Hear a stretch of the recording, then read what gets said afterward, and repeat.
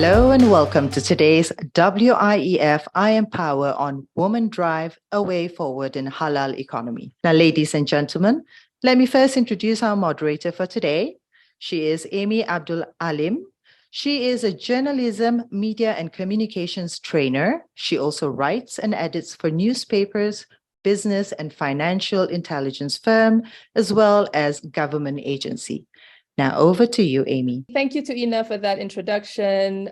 Before we start the panel per se, I'd like to introduce to you and bring on the chairperson of the WIEF, a very important person, Tan Sri Dr. Syed Hamid Albar, to say a few words before we start the panel. Tan Sri? Okay, thank you very much, Amy, for that very sweet introduction. Let me welcome all of you to this webinar. This is yet another of our continuous efforts to connect every segment of society in the form of webinars so that we can learn from each other and share each other's experience. Good afternoon, distinguished speakers, ladies and gentlemen. Today, this WBN will highlight a topic that I consider has become something of immense importance, and it is recognized the world over. The only addition that we put into it is that today's discussion is see women driving the way forward in all industries and economies, specifically in this particular case, in the halal economy. The history of women in business has been a long and complex one. There have been struggles and successes. Even though women have been involved in business for centuries, their participation has been limited, and often they are seen to be excluded from the formal business structures. Taking from the history of the West, in the 19th century, women began to enter the workforce in larger or greater numbers. Many at that time worked in family-owned businesses, often alongside their husbands or fathers. And we are informed that they are paid less than men for doing the same work. They had limited opportunities for advancement. Thus, this became the struggle, this became the way forward for them to look at how they can get equity and fairness in the business world. And when we move into the 20th century, women's rights organizations push for greater gender equality in all areas of life, including the workplace. I think it's more of gender fairness and equity that we are trying to look at so that everybody, no matter what their sex or gender is, will have an equal opportunity to be given the lead in business. These shaped laws that prohibited workplace discrimination based on gender, race, and other factors. This helped the women in their struggle. Despite this, women still face significant challenges in the business world. But today, as we all know, more and more women began to break through these barriers and achieve tremendous success in business and other enterprises. In fact, women's contribution to the global economy is not small, it's very significant and increasingly more important. Women make up half of the world's population, after all.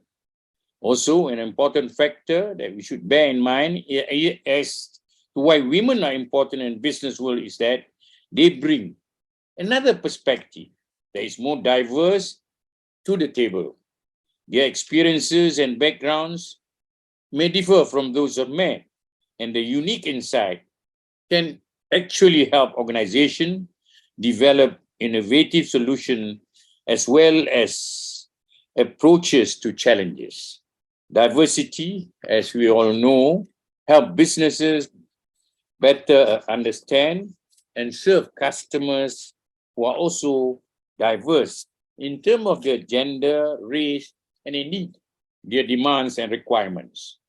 I have observed how having women hemming the ship can have a positive impact on companies' performance.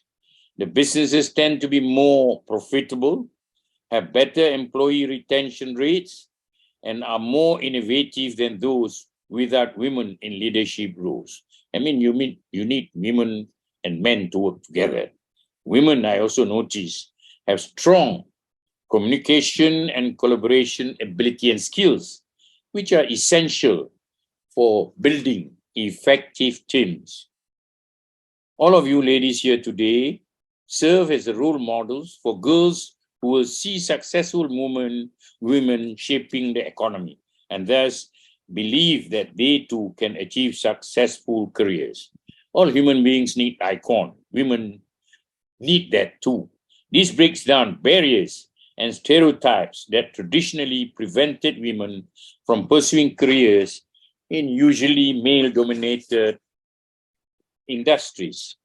Today, if we are talking about the halal economy, is currently valued at over $2 trillion, and it covers sectors that cater to the needs of the Muslim population. This includes the area of F&B, pharmaceuticals, cosmetic, fashion, and tourism, and etc. There are many other sectors. What is often overlooked is the pivotal role women play in this economy, when in fact they are increasingly driving the way in that industry and significantly then shape its development and growth. Educated, enterprising, and financially independent Muslim women are not only consumers of halal products and services, but they are also innovators and entrepreneurs who are shaping the future of the halal economy. Innovative halal products and services that cater to the unique needs and preferences of Muslims are quickly becoming popular to the rest of the world. A big factor in contributing to the halal industry's growth, no doubt. The halal economy creates great opportunities for women entrepreneurs to venture into. We should recognize that the role and contribution of women in the halal economy, and in that context, in the global economy, is indeed critical. Governments and businesses must take proactive measures to empower women entrepreneurs, provide them with necessary resources as well as support to thrive.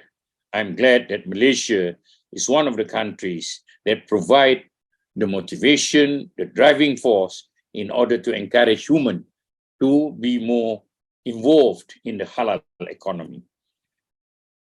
As you all would recognize and know, the halal economy is a significant contributor to the overall global economy, and women is at the forefront of its growth and success. Ladies and gentlemen, distinguished panelists, as we continue to move forward, it is therefore essential for us to support women in their endeavors to become businesswomen, entrepreneurs, and to play their rightful part in the growing economy of the country and the world. So you have indeed, if you look at the picture today, you have come a long way, ladies. Be very proud of what you have done, what you have achieved, and you will be moving forward to contribute better in the future. I hope all of you will have a productive discussion, will benefit from the session today. Therefore, I wish you have a good, constructive discussion amongst yourselves and all the participants throughout the world. Thank you very much. Assalamualaikum warahmatullahi wabarakatuh. Walaikum salam wa rahmatullahi wa barakatuh. Thank you so much, Tan Sri. That was a very good introduction, highlighting the top line issues that we're facing in the halal economy, especially with regards to women. One thing that Tan Sri said really struck me. He said women and men have to work together.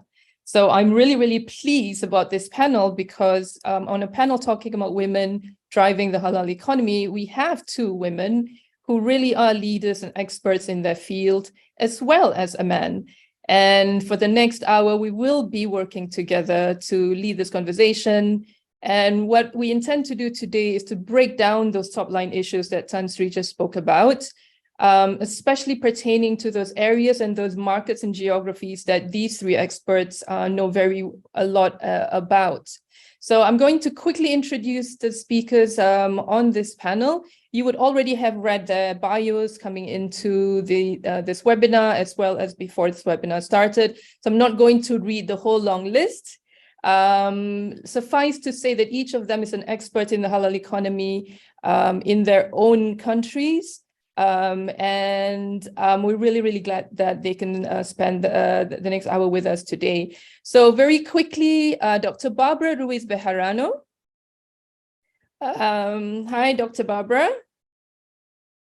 And it's my turn to tell you that you're on mute. That's fine. This happens to us. Hello, assalamu alaikum. Alaikum salam. I know Dr. Barbara just as Dr. B. And we've seen each other over the years in many occasions for events pertaining to the halal economy. So I'm really glad to see you here. Dr. Barbara is in Spain, and she probably is best known in the halal economy as the director of the Halal Academy, Escuela Halal Cordoba in Spain. Next, we have Dr. Nancy Dewi Yuliana, who is in Indonesia. Hello, Assalamualaikum warahmatullahi Walaikum wabarakatuh. salam, Dr. Nancy. Dr. Nancy is an associate professor at the Department of Food Science and Technology at IPB University, and she is also a lead halal auditor at LP-POM MUI, which is Indonesia's national certifier. Thank you, Dr. Nancy, for being with us. And us women working with men, the last speaker on the panel is Shinya Yokoyama-san. Shinya-san. Assalamualaikum. Walaikum salam. Shinya-san is in Tokyo. And for those of you who know, he is the go-to person for anything to do with the halal economy in Japan. Shinya-san's been there from the very beginning when he started Halal Media, now called Diversity Inc. And we're very glad to have you here on the panel. Okay. For all three of us, what we're going to be doing is, again, like I said, breaking down those very big issues that Tan Sri spoke about in his introduction. And for each of you, you will be giving us a lot of insights into what it's like in your own markets. And I'm going to start it off with the person who's farthest away from us in Spain. Thank you for waking up very early to join us on this webinar, Dr. B. Dr. Barbara, from where you sit in Spain, tell us how women are contributing to the halal economy over there. Thank you, Amy, and thank you for having me. It's such a pleasure to be in this panel. Okay, the insights I can offer, I'll give a very, very quick and brief introduction. So Spain, as you know, has been a Muslim country for a number of centuries. Later on, that changed. But now we are gaining again a Muslim population. We are about 2 million Muslims in a country of 45. So still a minority, but Spain has some particularities. It receives quite a large number of Muslim visitors from all over the world, and is the second country in receiving tourists in the world after France, but only by a small fraction, so we could be first. It's a very touristic country. Now, there is a number of women entrepreneurs working in the hospitality sector, it gives a lot of opportunities, and also it gives us the potential to offer services and products to Muslim visitors who otherwise would be unattended to. So I'm glad to say, though, there is a lot of distance to other Muslim countries, particularly the East. We're still recovering a quota of market, and we are seeing a lot of women entrepreneurs, not only young women, I may say, even people my age, starting businesses in the halal economy. Thank you for that, Dr. Barbara. So as a proportion of the halal economy in Spain, tourism being a very major sector as part of the overall economy, hence that a big focus on that, especially also for women in the halal economy. And tourism has a lot of facets to it. So one is, yes, come and visit us, and then you get a lot of Muslim visitors, especially, the Middle East. And then there's all this F&B in hospitality that you mentioned. What does that look like? Because not just hospitality and F&B that serves tourism, but there's also F&B that serves the local markets and then the export market. So how are women participating in those industries? Yeah, of course, hospitality is a big sector and very diverse. You have hotels, restaurants, you need transportation, you need food and drink, you need activities, products. It's true, it's a very large and complex industry. Also, food and beverage is also a sector which is growing. But I would say in Spain, women are particularly active in cosmetics. They're developing small brands, mainly connected to natural, eco-friendly products, because I guess that's what we are all demanding. So women are very good at one thing, and it's spotting the opportunities. We'll come later to the difficulties, but I think women are really good at spotting a good business opportunity, and they put a lot of care into the business they do. So small businesses around jewelry, also some sectors which are mainly linked to women, because, well, we like to look good and we like to care. So these are naturally connected. These are the mainly sectors in Spain developing at the moment, yes. Okay, we'll come back to that again, like you say, the opportunities and the challenges in there. I will go to Shinya-san because it's only fair to go from a Muslim minority country to another Muslim minority country to see if there are parallels and differences and similarities. What's the halal economy like in Japan with regards to women participation, Shinya-san? Yeah, thank you very much for inviting me to share my latest insight. Thank you very much. And at first, I'd like to say that Muslim women in Japan are not only promoting halal, but also raising awareness of multicultural society in Japan. As you may know, the Japan is an ultra-Muslim minority country. The number of Muslims living in Japan is around 200,000 only. But Japanese population is 120 million. So this is very, very small. But as you may know, Japan is aging society, less population, and we need to get the workforce from overseas. That is why that there are many the foreigners coming to Japan to study, to work, to live in Japan. So on the other hand, the tourism sector is also very, very important for Japanese industry. And as you may know, halal industry in Japan is just started. So regardless that the genders, everybody is same starting line. So that nobody asks you to do, who are you? As long as you know about halal, everybody is welcome. To the people who want to know halal or who want to welcome Muslims tourists and residences. Okay, yeah, that 200,000, when you say 200,000, is that local native Japanese who are Muslims or also the non-Japanese resident Muslims? Like you have a lot of, for instance, Indonesians working. Yes. Okay. Because unfortunately, there are no official data in Japan, so that they said there are around 200,000 Muslims, includes Japanese Muslims, but most of all are coming from the other countries. Right, and are they mostly concentrated in the urban areas, Tokyo, Osaka? Yeah, those big cities, but since before the pandemic, the other phenomenon we saw is that the local government cities, local areas also the welcoming Muslims because they need workforce, as I said. Okay.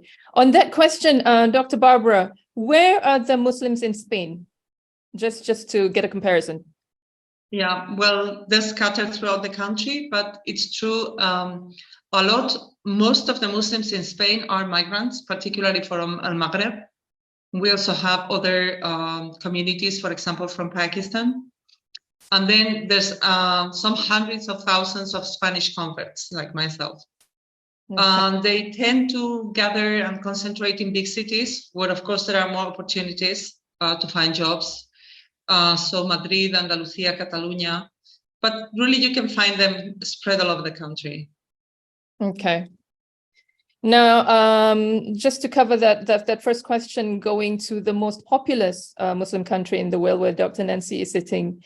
Dr. Nancy, yours is going to be a very different picture from Spain and Japan. And she's like, Dr. Nancy's like embarrassed, like, oh my God, like this is the whole country I have to talk about. But Dr. Nancy can tell us, as a woman who's an expert in the halal economy as well, give us the top line about how women in Indonesia are contributing to the halal economy. We can speak about this for weeks and weeks, but give us the headlines about what's happening right now. Okay, so thank you, Amy, for the question. Yeah, it's quite different in Indonesia. Yeah, we are now, I think, more than 240 million, and 85% are Muslim, and the ratio between women and men are just half and half, 50 to 50. And not so many people realize, but actually women in Indonesia also, of course, we have a strategic role in national economic growth, especially women who own a micro, small, and medium enterprise as MSME. So currently there are more or less 64 million business units in Indonesia, and 90% of it are categorized as micro, small, medium business. And I'm proud to say that more than 64% of this micro business owned by women. So if we talk about which sector that these women are participate in this business, I can say that this is based on the data also. Around 60% of this small medium enterprise, they have activities in food sectors. So of course, if we talk about food, then we talk about halal food, because in Indonesia it is compulsory to halal certify their product, including food sectors. Okay, so apart from food, of course, the women in Indonesia are very active at cosmetics and yes. Yeah. But actually, the second position is for fashion, Muslim fashion and handicraft, and after that, cosmetics. Yeah. So in terms of what's happening in Indonesia with the women, as you said, about 60% of the MSMEs are owned by women and led by women. What about in the big sectors? What about in things like that affect the national level, policy making, for instance, or in the big companies, that make food that are then exported to the world? Yes. In Indonesia, also the situation is better for us, for women, because I work in university. I can see that it's not so strange to see so many professors in university. I didn't see it in Japan because I did my postdoc in Japan, and I didn't see this in Japan, as well as in food industry. When I visited the industry, for her certification, for her training, it is not so strange to see that their manager, their supervisor level person, they are women. So I don't think we have an issue about it. In food sector, I don't know about these other sectors. That's at the most basic level, of course, that, yes. Okay, there are women in the sector, that's good. So there's no barrier to them being in the sector and working in the sector. But how much power do they have in that sense? You mean the position? Yeah, in terms of how much of an impact, we're moving on to sort of the second question now. How much of an impact are these women having in the halal economy? So at the mid sector, you talked about the MEs. Yes. And a little bit about in the bigger companies and policy making, Okay. etc. So it's great that we have, women have access to the workforce. They can work, they can own their own businesses. And in that way, they're driving the halal economy forward. But are they just working it, or are they also influencing it in a way that is making an impact? Yeah, we also have some, some women, yeah, they become a pioneer in cosmetic industry. I know, Wardah Cosmetics, yeah, and also some fashion brand like Button Scarf, very, very famous fashion brand in Indonesia. They are owned by a woman, and of course they are the owner, yeah, and I think the export value is also quite significant. So I think such a way they have an impact in the economy. Okay. Yeah, apart from the small industry, yeah. Yeah. Do you still on that? I'll come to Shinyasan and Dr. Barbara, I promise. In terms of the MSMEs, is there anything in Indonesia that has quantified the contribution of women? What do you mean? In terms of their contribution to GDP, for instance, or national income? I don't have the exact data, but actually this MSMEs business, they contribute to what's that? I have the data. They contribute to almost what I think I have the data. Yeah, one moment, I have to find it. Yeah, I have the data about this. They absorb almost 96% of the total human resource in Indonesia, and again, more than 60%. Yeah, they contribute for the GDP at national level. Okay, that's huge. Yeah, but it's in general. Yeah, I mean, yeah. men and women. Not breaking down by gender. Yeah. Yeah, that'll be difficult. I couldn't find. I mean, the specific data for women. Yeah. With that question, going back to both Shinyasan and Dr. Barbara, for women in your countries who do participate and contribute to the halal economy, how much of an impact are they making in Japan and in Spain? Well, I think it's very residual. In Spain is a small share of the market.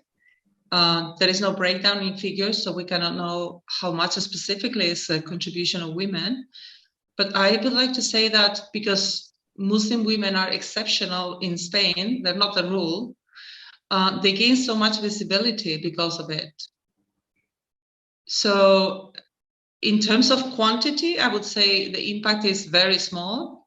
But in terms of quality, I would say that it contributes to visibilizing, halal market, and also how Muslim women are changing the traditional roles in society, and especially in the business arena. What do you mean by that, Dr. Barbara? Well, I would say that in many Muslim majority countries, you do not traditionally see women in positions of power or leadership. And when I say traditional role, I mean that men are usually the leaders or the heads of state, the heads of the family, and so on. But in our country in particular, you can find women leading Islamic organizations such as our own. We have a lady president. I was the director of an Islamic center before. So it's very unusual outside Spain. A lot of people came to visit and they asked to see the director. And when they sat with me, they were waiting like I was the secretary and I was going to make time. And it was like, no, I'm the director. It's, I run the programs. So for them, it was unusual. So, I mean, it's not a lot of us, but we gain a lot of visibility because we are exceptional compared to the media, to what's going on in the country. Why? I mean, in a country. Go ahead first. No, I was going to say in a Muslim majority country, for example, Indonesia, Malaysia, they're more equal. I mean, I see a lot of women when I visit. I see a lot of women working, professionals, not necessarily leaders, but also I've met leaders. So it's normal that Muslim women are everywhere because it's a Muslim majority country. But in Muslim minority countries, the picture is very different. That's what I mean. Why do you think this is the case in Spain? Is there something in the DNA? Is there something in the water, the food that you eat? What is it? Well, I don't know. I think young Muslims, especially convert Muslims, we have a referent in our past, which is Al-Andalus. So obviously we have feminine figures in Al-Andalus who were in power. You know, it's like in Islam, we have Khadija as a businesswoman. So she's a referent. I mean, but in some interpretations of Islam, women should not be or are not accepted to be leaders. In other more open, perhaps, interpretations of Islam, women are naturally part of society, and of course they can be leaders. So I think in Spain, when we go back to Al-Andalus and the kind of Islamic practice we had in the country, women were very much part of it, and they were very visible, even in the period. So I think it's our referent. Social references are very, very important to this. And I'm suspecting, Shinya-san, in Japan, that's going to be a very different picture. How visible are women in the halal industry? Right. I believe their contribution is particularly significant in the tourism and the education sectors. For example, when the family going to the travel, who is a decision maker? Mom, isn't it? Then those moms have to get the information from the candidates, cities or countries. They got information from social media. Who are the influencers? They are the women. So I'd like to introduce the one example. It's a kind of the successful case in Japan, who is a Muslim living in Japan. She is in Indonesia. She has the Japanese husband and daughters living in Japan.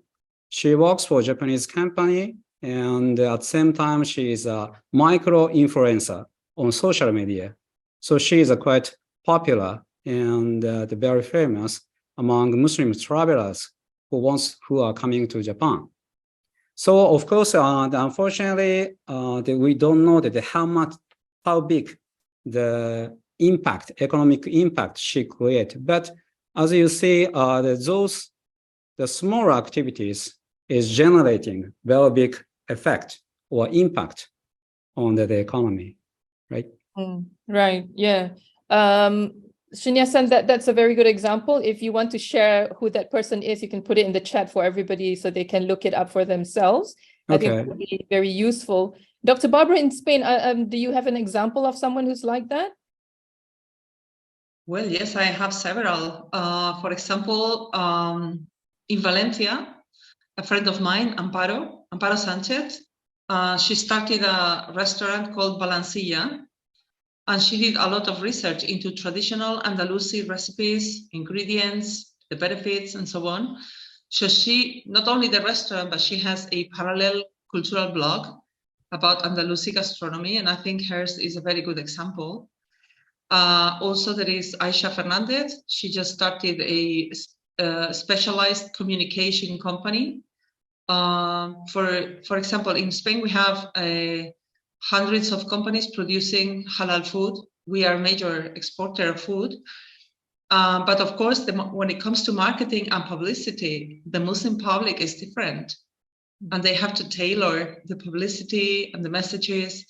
So she, she's going to work into this field because, well, she's, she's an expert in, Instagram, all social media and communication. But of course, she's also a Muslim, so she puts together these two things, and it's an added value for these companies who need guidance, when trying to communicate with Muslim customers. Of course, they don't want to make a mistake; they want to be guided. And so this is another example.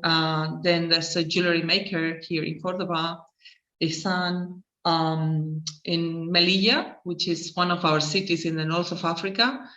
There is Nisrin. She started a travel agency, and Melilla is quite diverse and multicultural. There is Muslim community, Jewish community, Chinese community, Hindi community, Gypsy community, Christian community.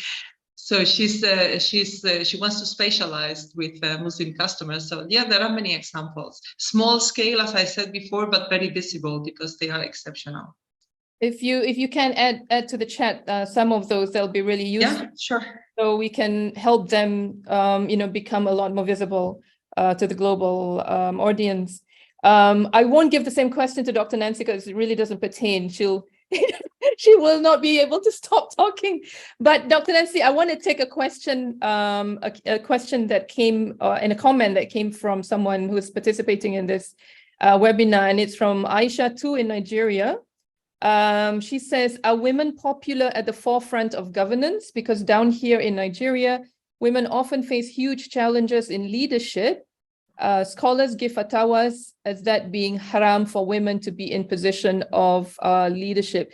That is a lot different from what I understand Indonesia to be. And, you're very familiar with MUI, Majelis Ulama Indonesia. And maybe you could say something about what the situation is in Indonesia and how you see it as being very different from something like Nigeria. Yes, of course, in Indonesia it's quite different from Nigeria. Even we have our own president. I forget which, the fourth or the third, but Ibu Megawati Soekarno, she was our first female president. Also, we have quite a lot number of majors or governor with a female in Indonesia.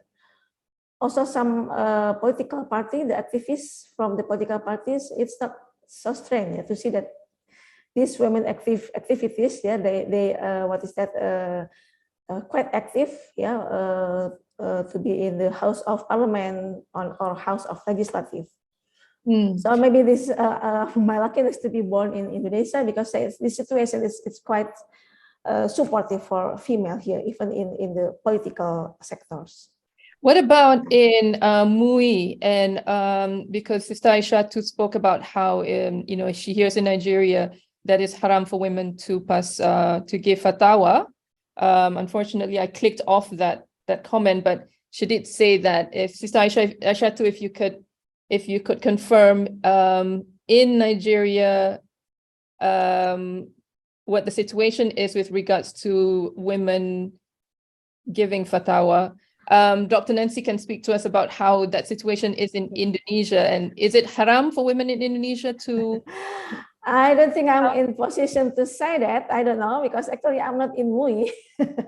I'm in LP Form MUI. This is the Halal certified body under MUI, so I cannot really say about whether it is haram or not in issuing the fatwa. But I know that most of the members of Fatwa Commission are men. Meaning that there are women? When we say most, so there are some women?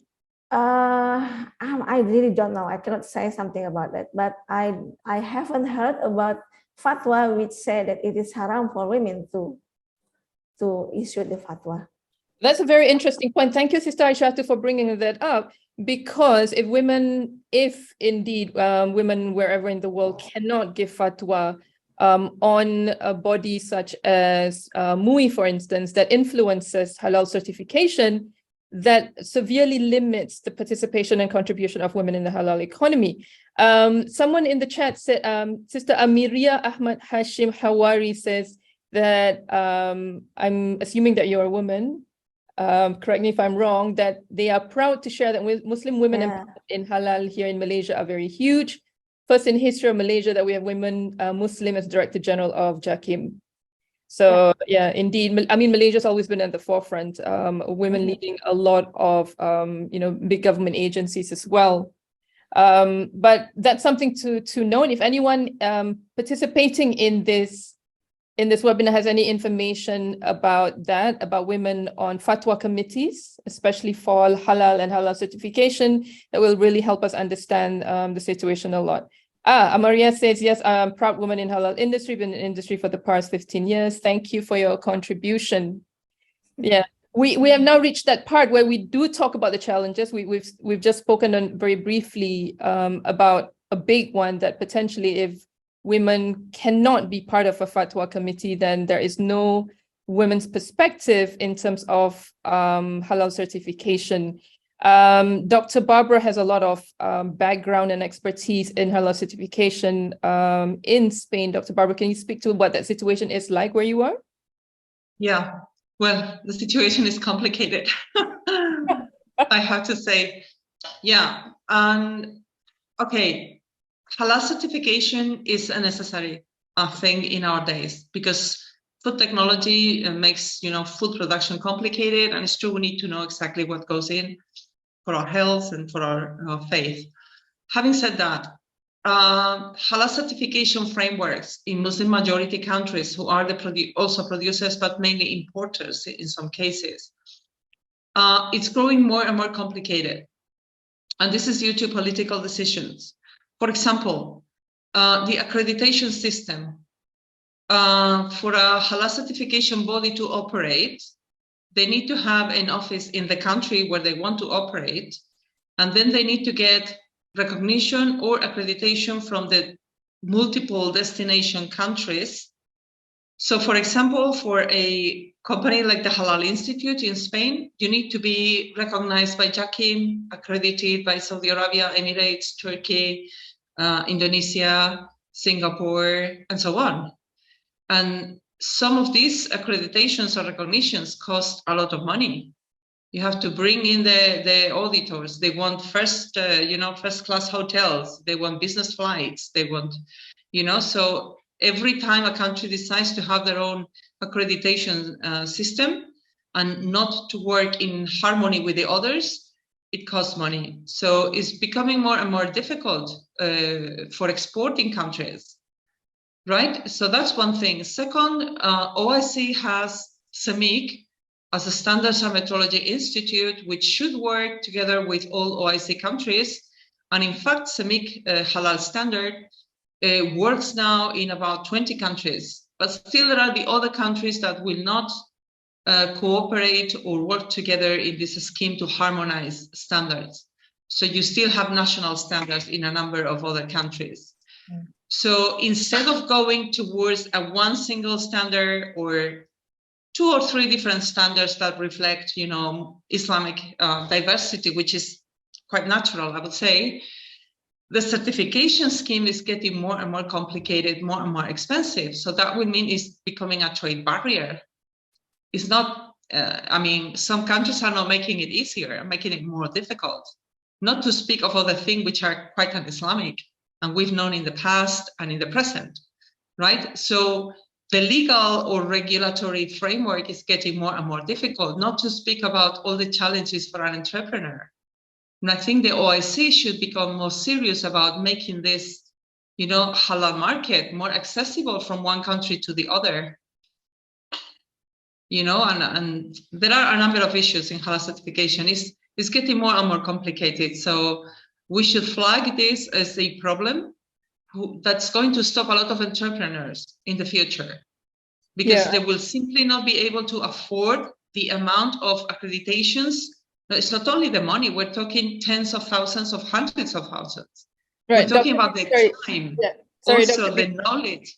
We don't have much time, and as so I understand the grievances in the certification side, but in terms of the women participation in it, I do agree with you that perhaps there could be a big influence coming, if it could be OIC SMIC or something else, to help us overcome these differences, like in one country saying no, women cannot pass fatwa, and so they can't contribute to halal certification in that way to begin with, whereas you see in other countries that it's not a problem.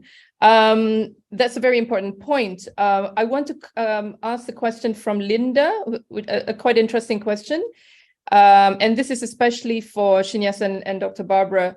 Linda says, from what I gather from the discussion so far, women play an important role in contributions to the tourism industry, as we've seen for Shinyasan and Dr. Barbara.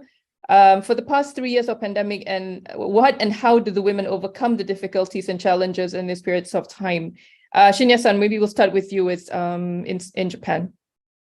Thank you very much for your question. And unfortunately, after pandemic, there are many halal certified restaurants and eating establishments have been closed. And so now that I believe now is a chance, especially for the women entrepreneurs, to start some businesses contributing to the halal economy. And as I said, that everybody is on the starting line again. So the opportunities is equal. Yeah, this is what I want to tell. Okay, Dr. Barbara? Yeah, well, in the case of Spain and the few examples I know, we have been working and training a lot of entrepreneurs in, bettering Muslim-friendly tourism services and products.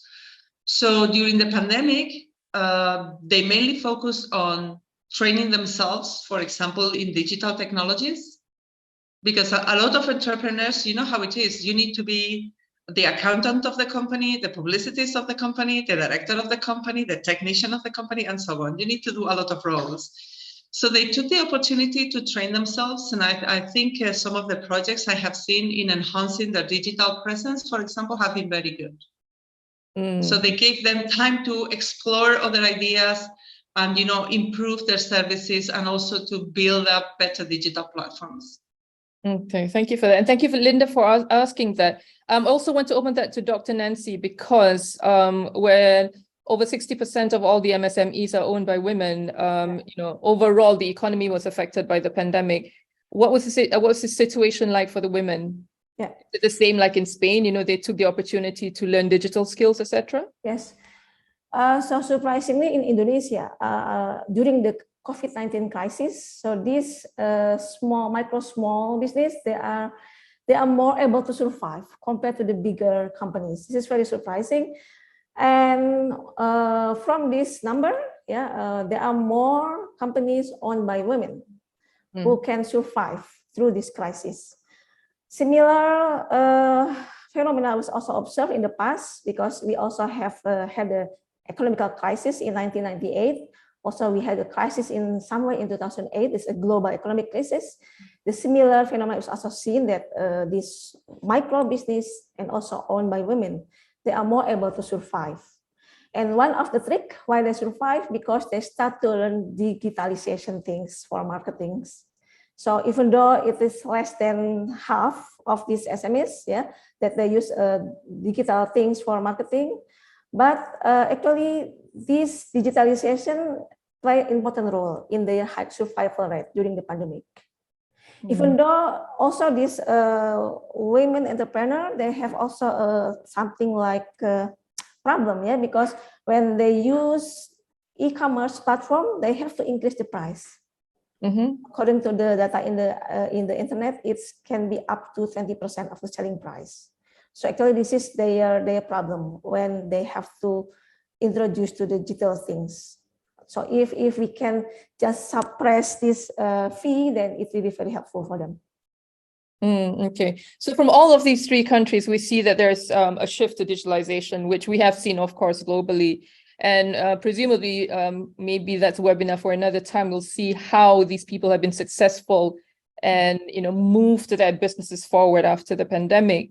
There's an interesting question. I think this is around marketing and packaging to women, from Sharifa Azwani Said Hamza. I'll read it out, and then I'll sort of summarize it. Sharifa says, many companies have created their products and advertising campaigns around the needs of women and structured their design and production processes around creating a better buying experience for women.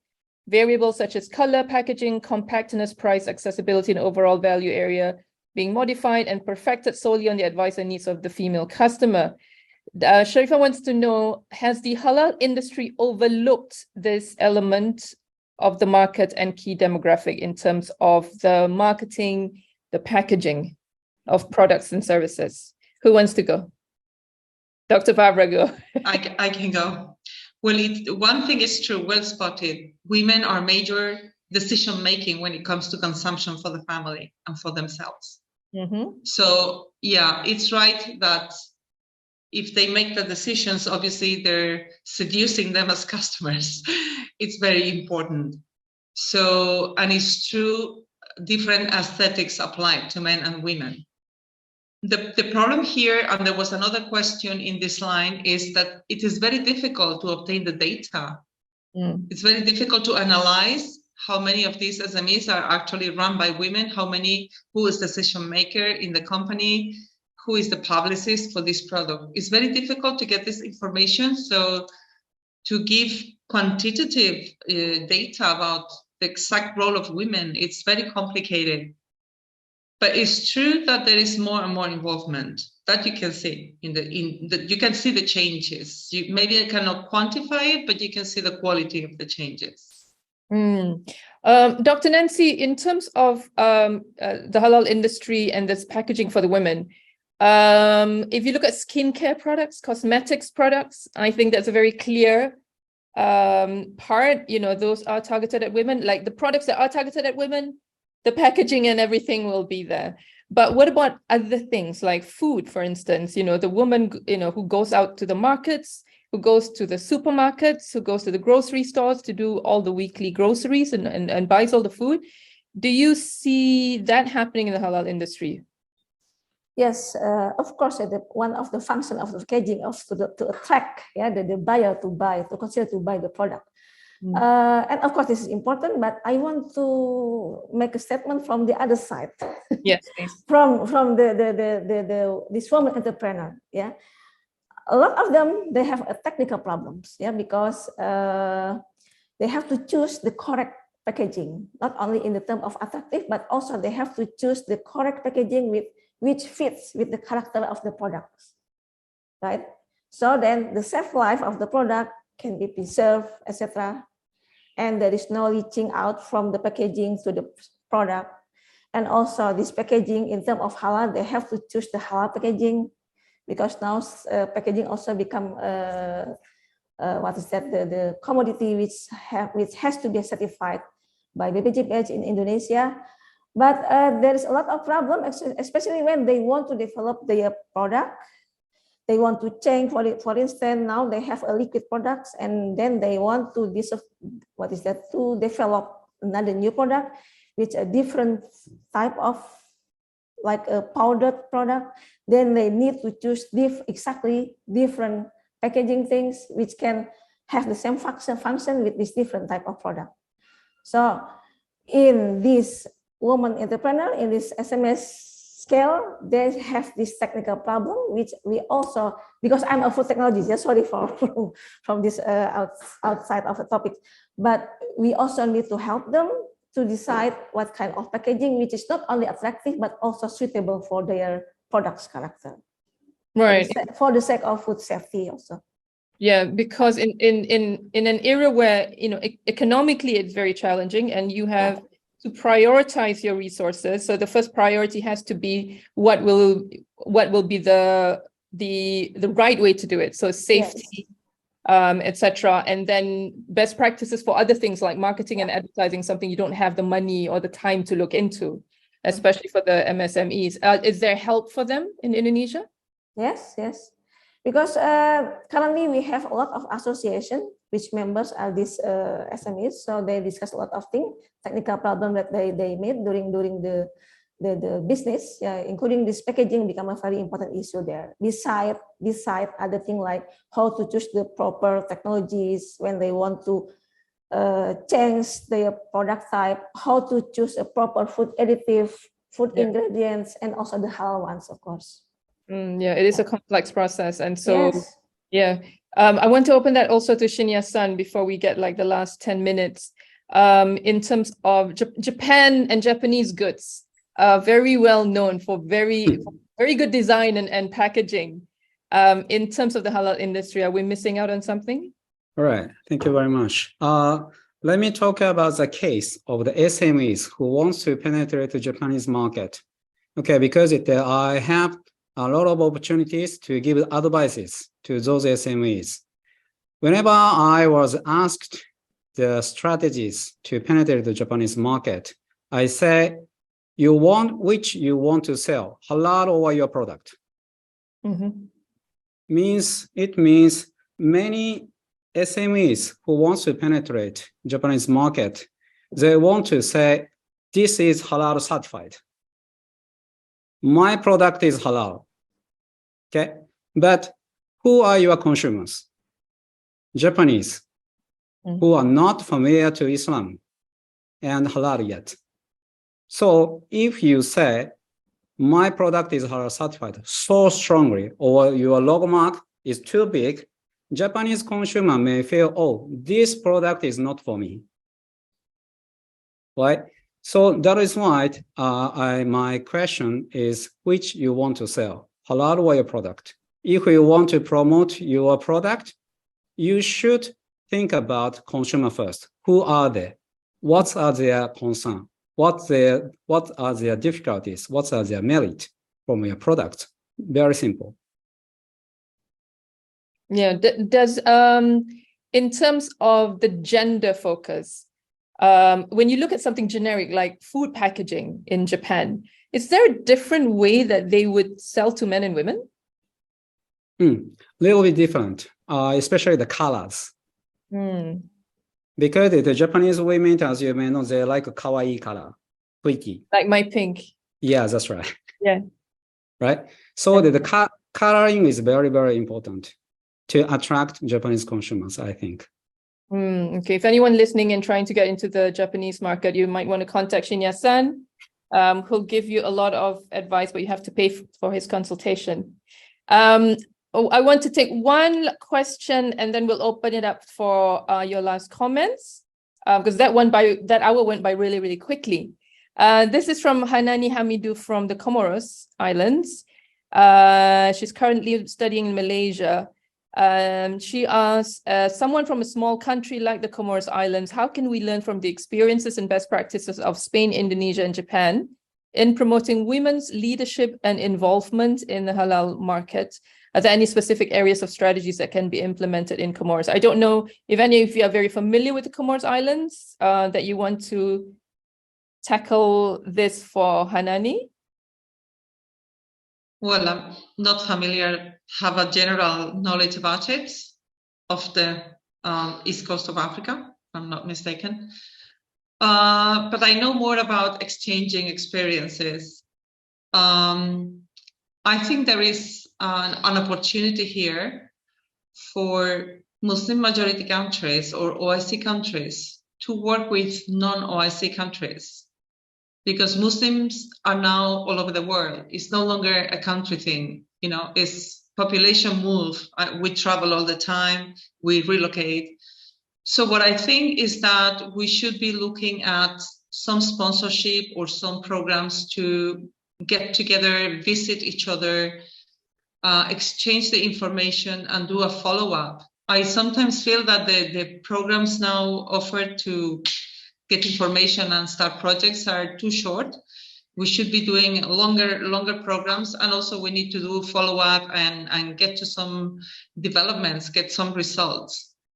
But of course, they are invited to visit us. I think their embassy can contact us in Spain. We can arrange visits, or we can do conferences online. But of course, you know, visiting and getting the information from the key actors on the ground is very important.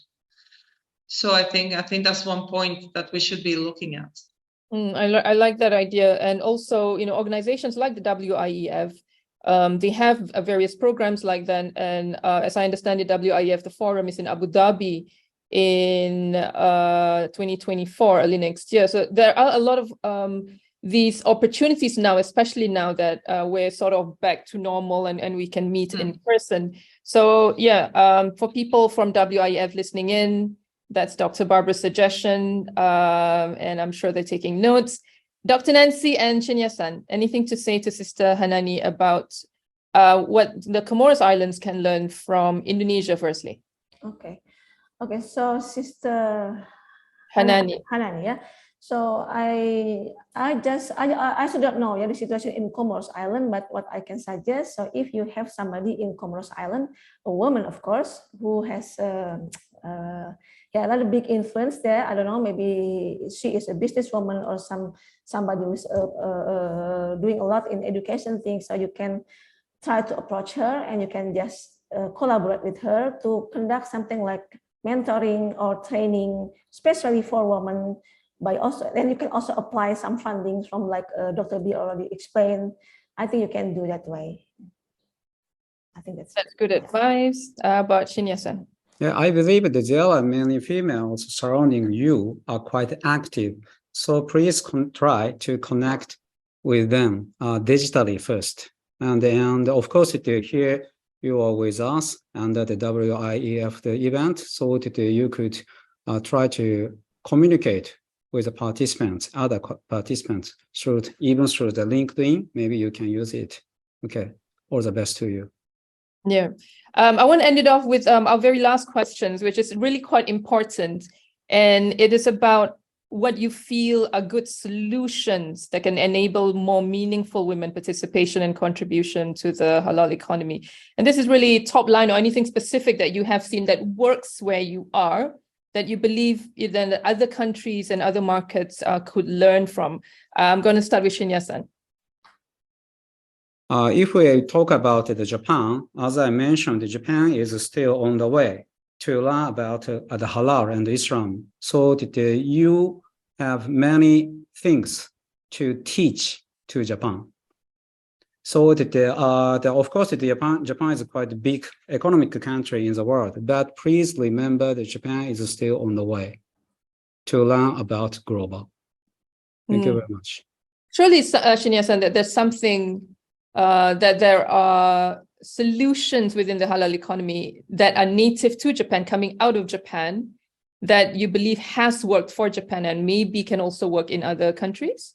Yeah, I think so, because for me, the halal is the one of the economy areas that this one we can make it expand more big, right? So means to say, as I mentioned, same as the Japanese people, they have to understand what is halal, what is Islam, how come this economy is getting bigger. So that they ask them whether they want to participate or not. We have to attract them to get involved together. Okay. How about in Spain, Dr. Barbara? What kind of solutions are already in Spain that you've seen that have really worked to, increase the impact and contribution of women in the halal economy? Well, I've seen a couple of good ideas. I think gaining visibility is important because not only it inspires other women, but also gives you a sense that it's very normal that Muslim women are leaders in business. So there are a number of events, including dedicated prizes to entrepreneurs, ladies entrepreneurs, but we lack, for example, a Muslim business or halal business women entrepreneurship prize. For example, an award, a prize for a project which is meaningful. We don't have any specifically for the halal economy, but it would be good to have one in Spain, sponsored by, I don't know, WIEF is welcome to work with us if they want, but that will give visibility. And as I said, this is both inspiring and normalizing the reality in our country. So that would be a good practice, a solution to be implemented. That's a good one. And again, I know WIEF is taking notes about this, and they'll come up with a prize for you next year, inshallah. Yeah. They're welcome to visit, and of course there are many young women working hard, and we can make a tour, introduce them, so present their projects. Yeah, it would be a good thing. Yeah. And lastly, Dr. Nancy, Indonesia is the whole economy it's dominated by halal. What do you feel Indonesia has done really well with like solutions coming from the ground or from the government that other countries could learn from in terms of women participating and contributing to the halal economy? Yeah, because my talk is mainly about the woman in the small business. Yes, so actually I'm very happy that our government now provide full support for this type of business through a new scheme of halal certification. So they create some what they call is a self-declared halal certificate. This is, I cannot explain this because it's quite complex.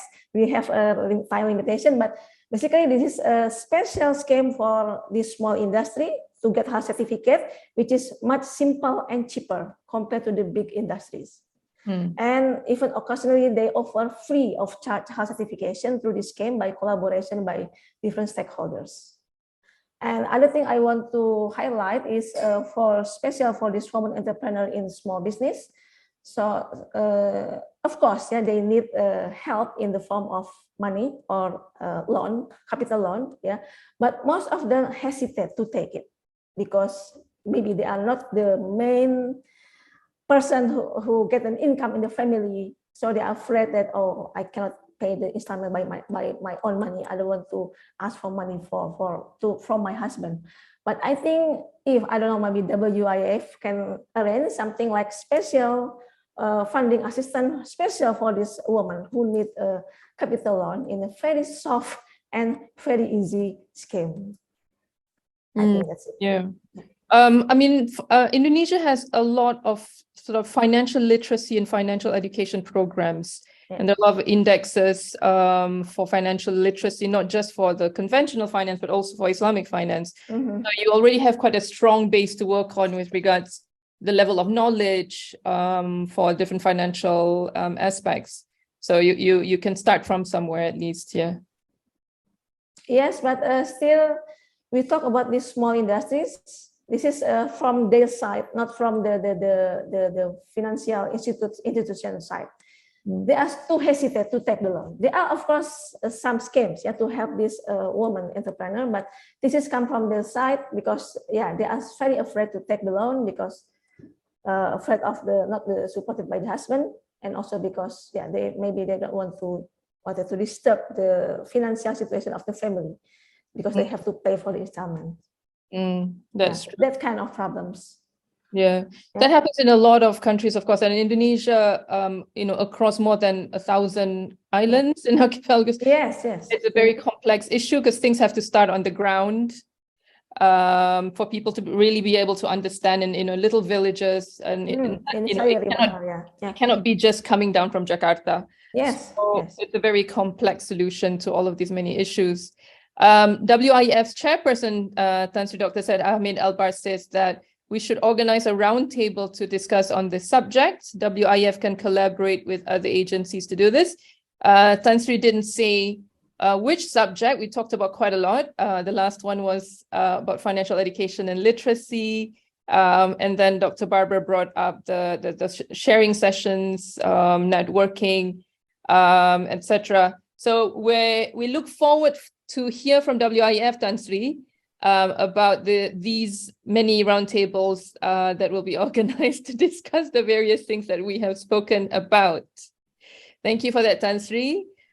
We are out of time, unfortunately. This hour went very, very quickly. I'd like to give each of you the opportunity for last comments to speak about the topic before we close for the day. And I also want to say to everyone, again, thank you for being with us today. There are quite a lot of you, and you can contact the WIEF for our contact details. So any one of us, if you want to reach out to us, and I'm sure that all of us are on LinkedIn where you can find us. If there's anything else that you want to find out from each of us. With that, let us start with the roles among us, who is Shinyasan. Yeah, thank you very much. Your last words and comment about this, about women in the halal economy. All right. Japan need your help. So please try. Let's make Japan go global together. Yeah, inshallah. Now Japan's borders are open. Already. Tourists can come in. There are no more restrictions? No. Okay, so it's a good time for people to Perfect timing. I think the weather is very, very good. Yeah, getting hotter, but still less than Malaysia. It cannot be as hot as it is here in Southeast Asia. Anyway, thank you very much. Thank you, Shinya-san. Dr. Barbara. Yes, as you mentioned before, the role of women from the Islamic perspective must be revisited. I mean, we cannot continue dwelling on traditional visions where women has to stay at the home and she has no opportunities. So we need, that's the basic of all. And then I think we need more really effective focused programs on helping entrepreneur women. If we really want them to fly, we need to push them at the beginning. So specific, focused, as long as it takes to get a project going. Thank you, Dr. Barbara. And Dr. Nancy, who spoke about some of those programs and assistance in Indonesia. What are your last thoughts and words about women in the halal economy from the Indonesian perspective? Yeah, so actually, I want to say that the most important thing for women in the business is the support from the family. Because there are quite a lot of examples. And they have a talent, they have a chance to have a good business, but they must hold themselves because they don't get approval from the family, from the children, from the husband, or even from the parents. That ties in with what Dr. Barbara is saying about traditional roles. Exactly. Very strongly. So we get a resounding voice from the two women about how we're going to be moving forward as women in the halal economy. Thank you very much, Dr. Nancy, Dr. Barbara, and Shinya-san. It's been nice to see all of you again. And on behalf of all of you, if I may, thank you to the World Islamic Economic Forum Foundation for this. We hope that the next webinar will not take too long to come. Someone in the chat was complaining that, finally we have another one. And perhaps, as we heard from Tan Sri Dr. Syed Hamid Albar, that, something else will come from this discussion that we're having, because 1 hour talking about everything to do with women in the halal economy has been quite impossible because there's so much ground to cover. So we look forward from WIEF to what's next to come. With that, I'm going to hand it over to Ina, and thank you all of you again. Thank you to our distinguished guests for being here today and making this webinar successful. Now, thank you to all. Unfortunately, that's all the time we have for today. We truly hope that you have gained valuable inputs and ideas. On behalf of WIEF Foundation, thank you for joining us today. Stay safe and have a great day ahead.